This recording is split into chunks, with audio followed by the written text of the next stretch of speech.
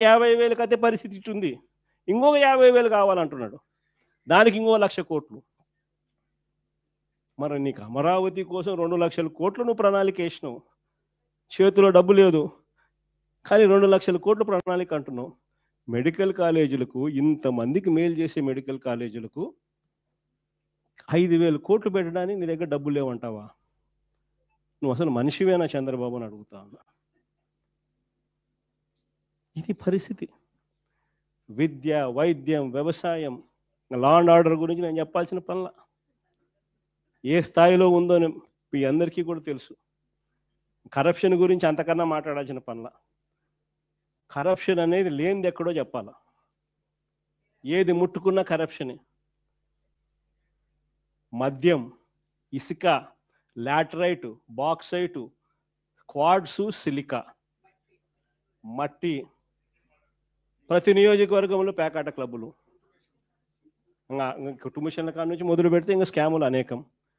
భూములు ఇష్టం వచ్చినట్టుగా రూపాయికి 10 రూపాయలకి ఇవ్వడం. కరెంటు కొనుగోలు మనం ₹2.49 మనం కరెంటు కొనుగోలు చేసి రైతులకు మేలు చేసే విధంగా మనం అడుగులేస్తే వీళ్ళు ₹4.60 ఆ రోజు యాగి చేసిన వాళ్ళు ఈరోజు ₹4.60 కరెంటు పీపీఎల్ అగ్రిమెంట్లు ఎంటర్ అవుతున్నారు.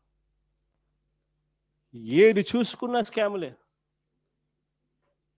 రాష్ట్రానికి రావాల్సిన ఆదాయం రాష్ట్రానికి రావడంలా, దారి మళ్ళీ ఇలా జోబిల్లోకి పోతా ఉంది. కాబట్టి రాష్ట్రానికి రావాల్సిన ఆదాయాలు తగ్గుతున్నాయి. రాష్ట్ర ఖజానాకు ఆదాయాలు ఎందుకు తగ్గుతున్నాయనంటే ఖజానాకు రావాల్సిన ఆదాయం ఖజానాకు రావడంలా. మన హయాంలో ఇసుక ఎగ్జాంపుల్ చెప్తా, 750 కోట్లు సంవత్సరానికి ఖజానాకు వచ్చేది. ఈరోజు ఖజానాకు రూపాయి రావడంలా.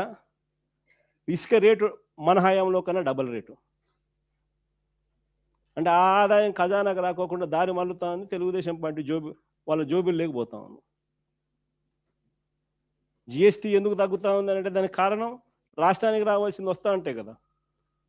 ప్రతి విషయంలోనూ కూడా ఇసుకే అంతే, మట్టి అంతే, క్వాడ్సు అంతే, సిలికా అంతే, మైన్లలో నుంచి నేరుగా వాళ్ళకి పోతాం, వాళ్ళ జోబీలో లేకపోతా ఉంది.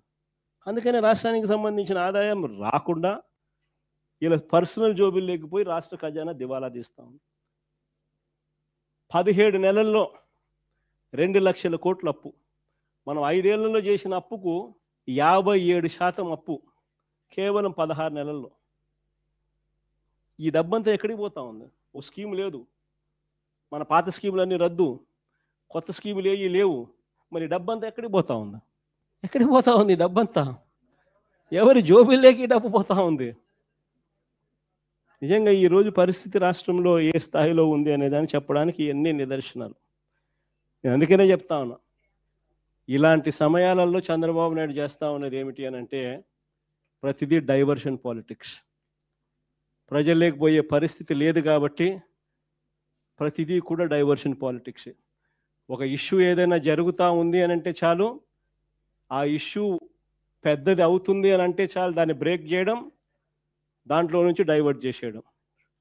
ఆ టాపిక్ డైవర్ట్ చేసే విషయాలలో గుళ్ళు కనిపిస్తాయి, గోపురాలు కనిపిస్తాయి, ఇంకా రకరకాల ఆరోపణలు కనిపిస్తాయి, రకరకాల మనుషుల మీద బురద జల్లే కార్యక్రమాలు కనిపిస్తాయి.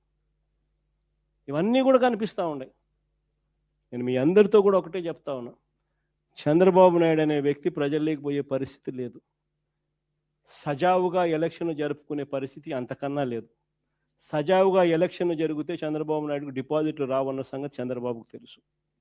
కాబట్టే ఈ పెద్ద మనిషి ఎన్నికలు సజావుగా జరిగించే కార్యక్రమం చెయ్యడు. కాబట్టి మీరంతా ఇంకా ఎక్కువ సన్నద్ధం కావాలి.